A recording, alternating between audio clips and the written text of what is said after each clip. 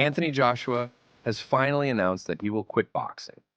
He made this big decision after losing to Daniel Dubois, who landed a surprising punch to Joshua's jaw in the fifth round. Joshua said that this fight against Dubois will be the last time fans see him in the ring. He feels that losing like this is very embarrassing, especially after he confidently said he would knock out Dubois. Instead of winning, his prediction turned out to be completely wrong.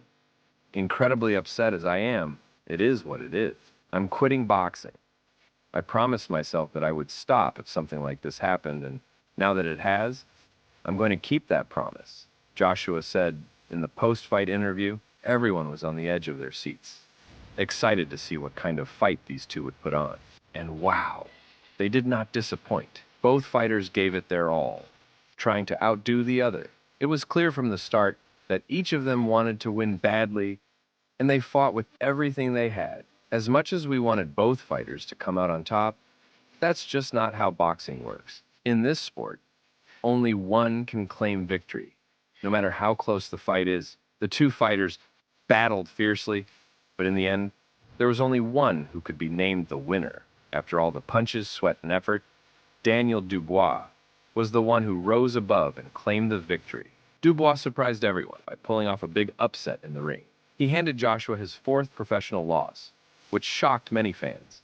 This fight was supposed to be Joshua's chance to become a three-time world heavyweight champion, but Dubois had other plans and made sure that didn't happen.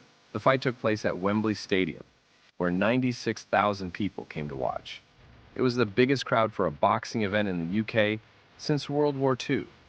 The energy in the stadium was electric, with fans cheering loudly for their favorite fighters. Everyone expected Joshua to come out on top. Dubois, on the other hand, showed that he was not to be underestimated.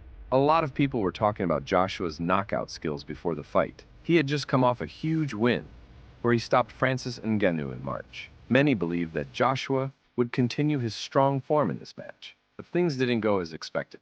Dubois stepped into the ring with even more power and aggression, which completely changed the outcome of the fight. Now, the first round really surprised everyone, especially Joshua's fans. Dubois came out strong, using his quick jab right from the start. Joshua was trying to move around, but he seemed to have trouble handling Dubois' powerful punches. The crowd could see that something was off with Joshua as he struggled to keep up. Dubois didn't waste any time. He threw a huge right hand that sent Joshua stumbling backward. It was clear that Dubois had come prepared, while Joshua's hands were far too low to protect himself. From the very first moments of the fight, it looked like Dubois was in control, and Joshua was already in trouble. It's a real positive shout from... So much for nerves. Dubois. Right hand. He's giving... They went for the haymaker. Huge right. In the second round, things went from bad to worse for Joshua. Just before the round ended, he was saved by the bell after being knocked down. He tried to get back into the fight, but he was clearly struggling. Dubois kept landing punches to Joshua's face, and the crowd could see AJ wobbling around the ring, looking shaky. His hands were still too low, leaving him open to more attacks from Dubois. Joshua was trying to recover and get back in the fight, but his efforts seemed weak. His jab didn't have the same sharpness as before, and it looked like he hadn't fully bounced back from that earlier knockdown. Fans were hoping he'd find his rhythm, but it was clear he was having a hard time dealing with Dubois' relentless pressure.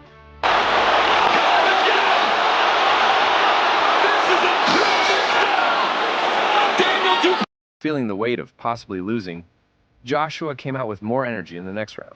He tried to land a big punch, swinging a strong right hand, but it only hit the air, missing Dubois completely. This gave Dubois the chance to add more pressure, and he quickly attacked, driving Joshua into the corner. Joshua was hit hard and fell to the canvas again, marking another knockdown for Dubois.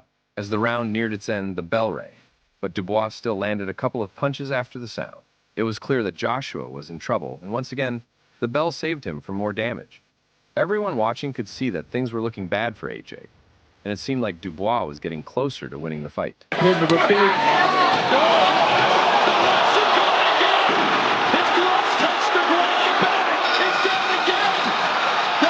Now, how many knockdowns has it been already? If we're counting, it's starting to feel like too many for Joshua. From the way I see it, that last one looked like a clear knockout. I mean, anyone who thinks AJ just tripped or lost his balance must not be watching the same fight.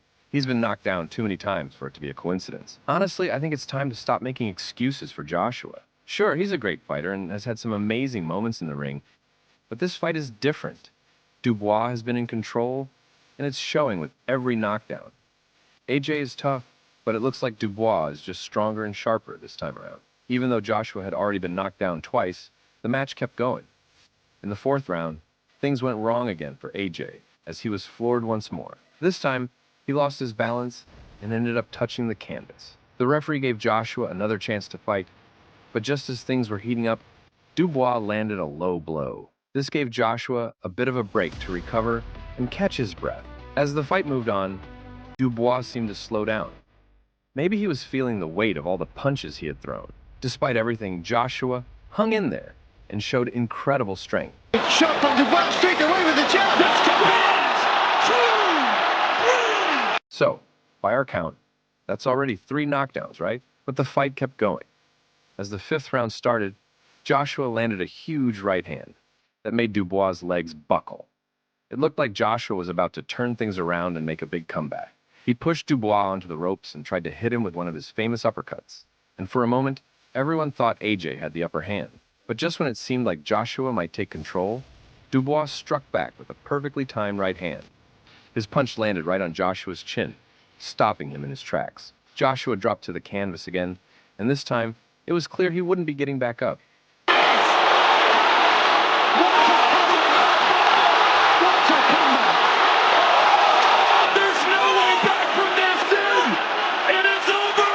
Of course, we have to give AJ credit for his effort. He knew it would be really tough to turn things around. He kept fighting all the way to the end. He didn't give up, and that takes a lot of courage. Joshua tried his best, pushing himself even when things weren't going his way. That kind of determination shows the heart of a true fighter. But despite his bravery, AJ couldn't win this one. Dubois was just too strong and had the better night. It's not easy to lose, especially when you've given everything you've got. This loss must feel like a bitter pill to swallow. He probably didn't expect to be on the losing side after all his hard work and preparation. With this big win, Dubois is now in a great position to fight for the undisputed World Heavyweight title in 2025. Dubois could be stepping into the ring against some of the best fighters in the world.